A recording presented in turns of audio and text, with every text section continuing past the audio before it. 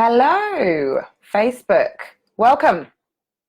Today I'm hopping in to talk to you about how something called the law of contraction can help you build a standout brand and generate more customers hungry to buy. If you're joining this broadcast and it's live, welcome. And if you're joining the replay, please type replay in the comments below. If you've got any questions or comments, I endeavor to get back to all of them, and I'll probably do it at the end of the broadcast because I'm not very good at multitasking and doing two things at once. So welcome to this Facebook Live. I've also got a very great freebie for you, which I will link above and also below in the comments.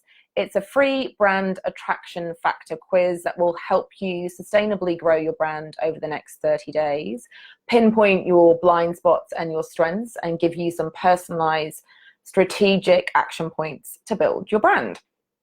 So, what is the law of contraction?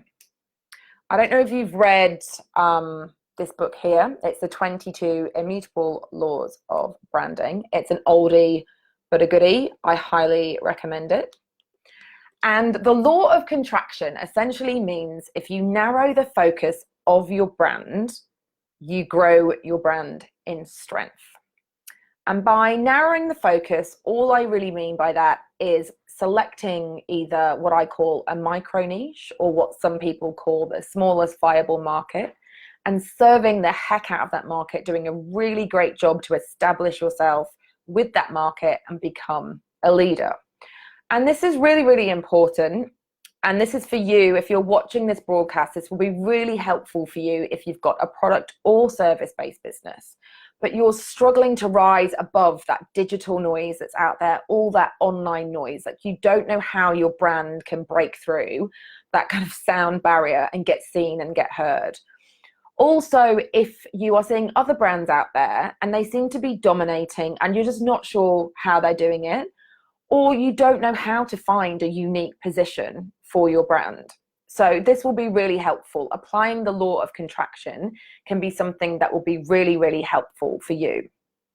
And it will benefit you in lots of different ways, because if you have a really specific small viable market or micro niche that you are serving and that you are positioning your brand to serve, it makes your message connect much more easily.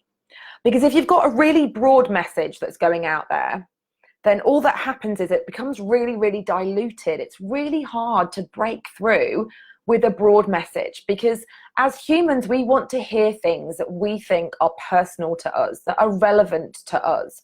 We've got so much going on in our day-to-day lives. We're scrolling through our Facebook and our Instagram and we're in our inbox.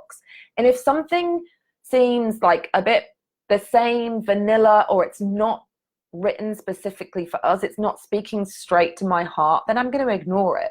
So if you focus down on a really specific segment of people who have a specific problem that you can serve, and you can solve that problem with your service or your product, it makes it way easier to cut through.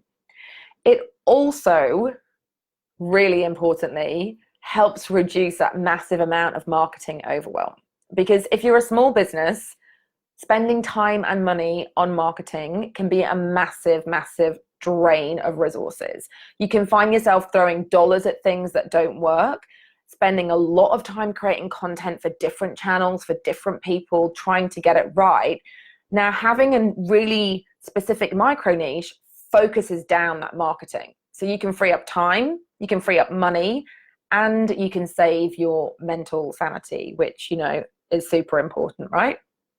And then finally, it makes it a faster route to becoming the known and the go-to brand within that specific niche, because you're not trying to dominate the entire category. And, you know, put simply, like if you try and dominate a category, it's never going to work. Because even if you had the budgets of, you know, an Apple or a Nike or an Airbnb to go into a category and to try and lead, is going to be near on impossible. It's much, much easier to go down a level, and niche down and find a specific group of people with a problem that you can help them with, a micro niche, and become the leader so that people can refer other people to you so that you become really well known. So if you are catching this as a replay, just click in the comments below and write replay so I know who's been on live and who's been on the replay. If you've got any questions, again, just pop them in the comments. I get back to everyone, and if you're joining live, welcome.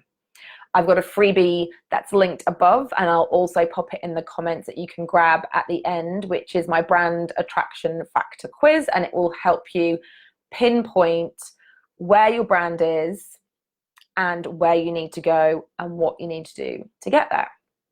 So I wanted to talk about 3 traps that I see people fall into when they are trying to define a micro niche or trying to find a niche for their brand and find their position.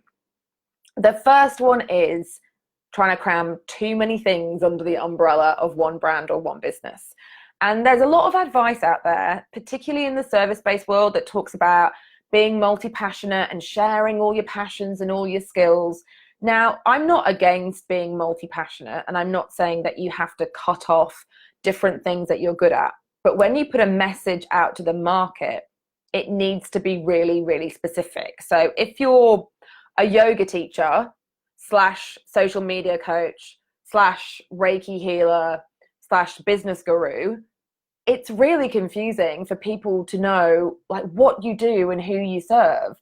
That message becomes really diluted because you're trying to talk to lots of different people at once. And if I'm going to refer somebody to you, am I referring them to you because you're a yoga teacher or you're going to help them with social media? People get confused and they just really quickly opt out.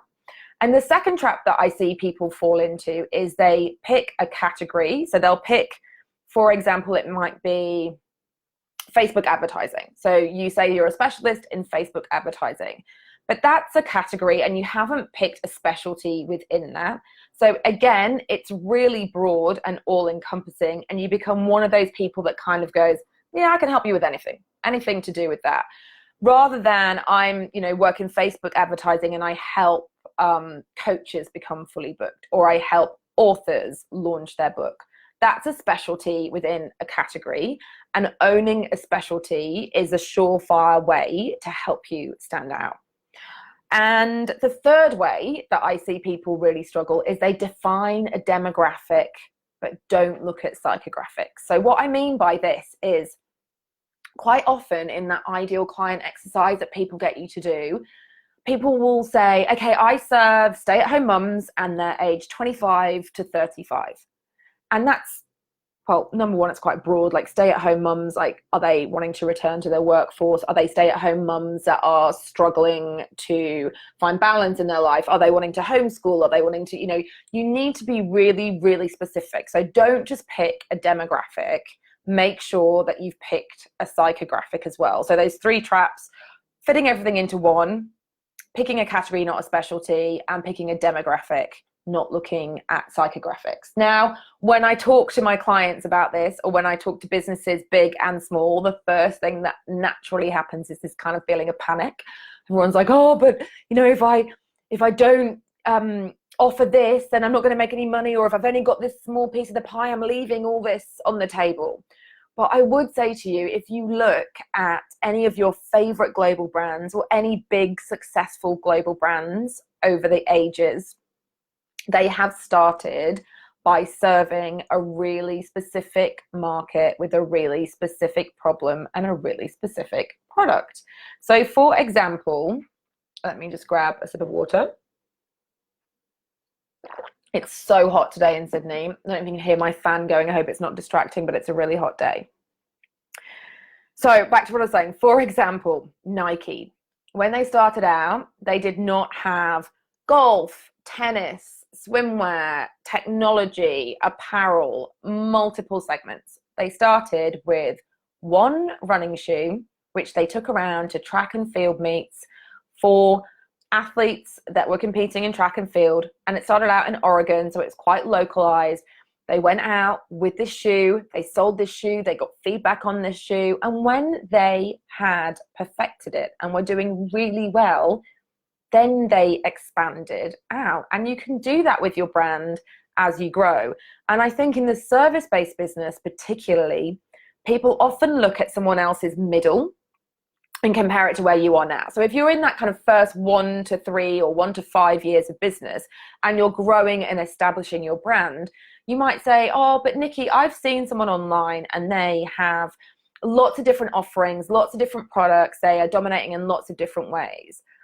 But I would bet you if you rolled back to the very beginning and looked at how they started, they would have started with one specific audience, one specific problem, really become well known for that before they expanded out to have other offerings. And I'd also say that some people, when they start to grow their brand, actually dilute it. And it's a numbers game to some people. They think, oh, I just want to get more and more and more people into my community. And I would say that I would rather have 1,000 people on my email list that love the heck out of my brand, that I serve the heck out of and add amazing value, to 10,000 people that are just kind of not invested at all, not really interested, and I'm not really able to help. So how can you do this in your business? I thought I'd talk about another couple of examples of a service-based business and a product-based business that are doing this really well, and how you might think about using that in your business as well. But just in case you're joining this broadcast now, welcome to the live if you're halfway through. And if you're joining the replay, just tap replay in the comments below. I'd also really love to hear, do you have a defined niche for your brand and your business? If you do, type yes. And if you don't, just type no. There is no shame. That's what this Facebook Live is about. I'm really passionate about helping people define their brand position and identify who this little specialized market should be. So just type in the comments, or if you've got any questions, just put those in the comments as well. If you stay to the end, I've got an amazing freebie, which is a really quick quiz to help you find your brand attraction factor. So it will help you define where your brand is now, tell you what the steps you need to take to get where you want to go. But back to the examples. If I think of a service-based business that I follow, that I think is doing this kind of micro niching and brand positioning really well, it would be in the fitness industry. So we all know the fitness industry is hugely saturated, right? You go on Instagram, you scroll through all the beautiful bodies. Like, first of all, you're like, oh my God, I must not eat any more chocolate. Can't look at another person in a bikini. After that, you realize that, there's a 28-day shred, and there's a this and there's a that. And a lot of it is very, very similar, very generic.